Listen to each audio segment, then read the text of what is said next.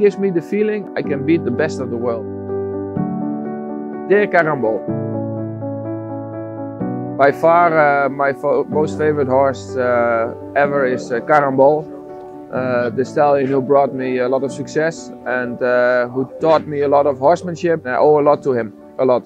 My father bought Carambole, found Carambole together with a stallion owner called Gerardus Post in the north of Germany with Cher. He was there as a 3.5-year-old. They took him to Holland to try to get him approved.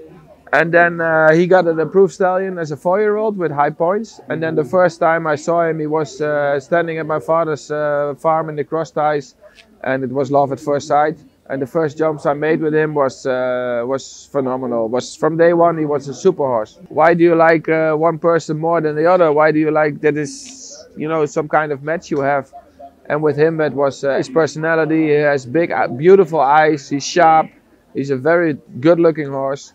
And when you sit on him, you feel so much comfort and so much power and so much, yeah, it's just like driving a fancy car.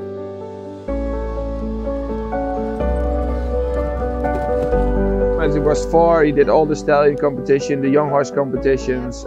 He was winning a lot. And then by the time he was 8, he started to jump big classes. I can remember 150 was really like fantastic as an 8-year-old. And then there was of course a lot of interest from many people, you know, who wanted to buy him. The owner of the stallion Ucato, Gerard Corbelt, he wanted to buy a horse, one more. And then my friend Mark Houtzager said, you should sell Carambole to him because you know what you have.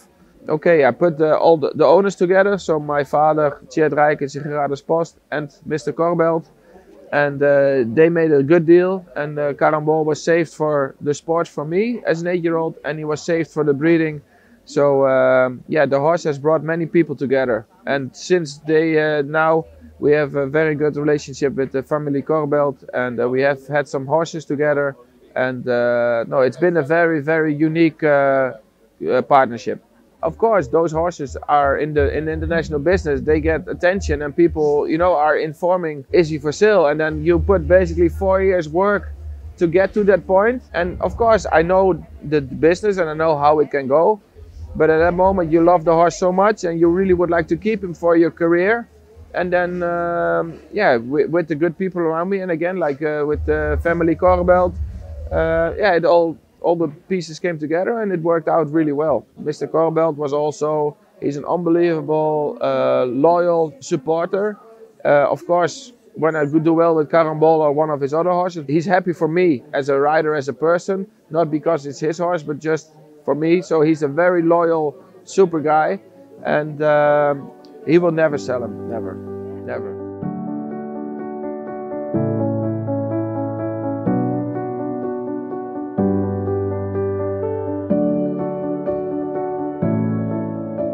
He's very sharp and he's very clever. He knows exactly when it has to happen, he knows. You can't tell it to people, but you only realize it when the moment is there, that he really knows.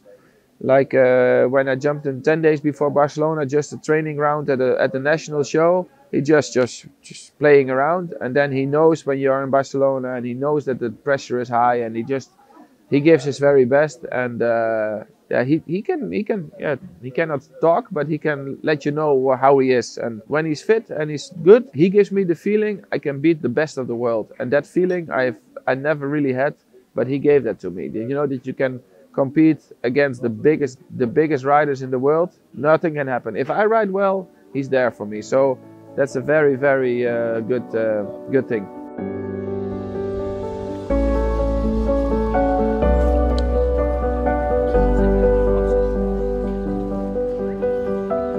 Winning the Grand Prix in Amsterdam was for me really, he put me on the podium. I was always a little bit, at that time we had a good group in Holland with Jeroen, Gerco, Jur, Michael. I was always a little bit knocking on the door, but never. And then in Amsterdam, everything came together. We won the week before the Grand Prix in Drachten, and then the week after, boom, again Amsterdam. That was gave me very good memories. And then we won the Nations Cup in Rotterdam. The year after was also great. But for me, I think last year Barcelona was very emotional in the way that he deserved to be showing to the whole world how good he is. In the spotlight, and then he's the king. And yeah, you try to make a good plan towards that event with my whole team around me. And then when it all comes together at that moment, and he's jumping his heart out for you and for your country on such an important show, yeah, that gave me, that moment, it was very emotional for me. When the horse would have been with Marcus Eining or with one of the big guys, he would be winning way more and he would be way more famous because I could not get to those bigger shows. But the horse has the quality and the talent to be one of the best horses in the world. And at that moment in Barcelona, he had a very good season. He was 5th in the Rolex in Den Bosch, and he jumped all the 5 stars clear on 4 last year. And then that moment, for me, the moment was not about me, it was about him, that he showed the whole world.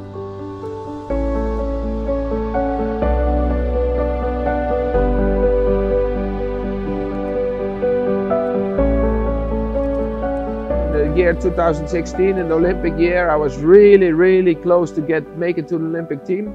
And then he had an injury. That was, of course, very disappointing, not only for me, but also for the owners, everybody around us. And then he needed to get rest. And then the year after, he was back and jumping great again, but then the injury came back. And then he needed to have surgery. He had to get 2 screws in his fetlock.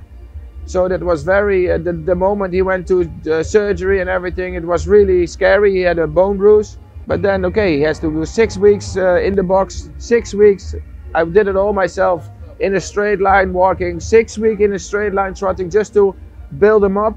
And then if he comes back after such a hard period and you give a lot of effort to make him good again, every minute was worth it because he deserved that. Many horses you never see back after injury, but he's a fighter and he came back. So that was a really hard moment, but I'm really proud the way we solved it and the way he got out of the injury.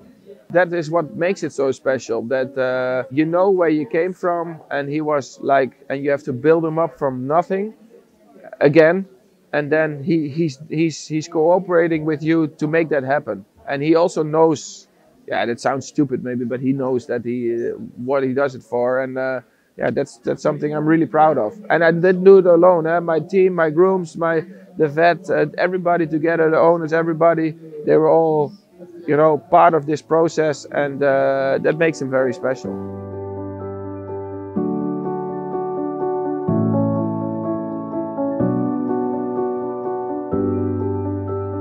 He wants to get attention. He knows that now Gran Dorado, TN and Highway TN, you know, there, and then he knows, but we give him as much attention as he wants, and but he is the boss, and he lets the others also know in the stable that he's still the boss.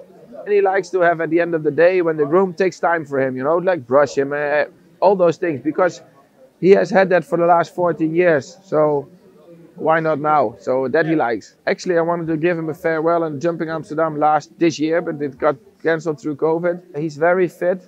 I'm doubting if I should ask more from him. He's very fresh. In one way, you say, let him jump. My worst nightmare is that he gets an injury in the ring or whatever.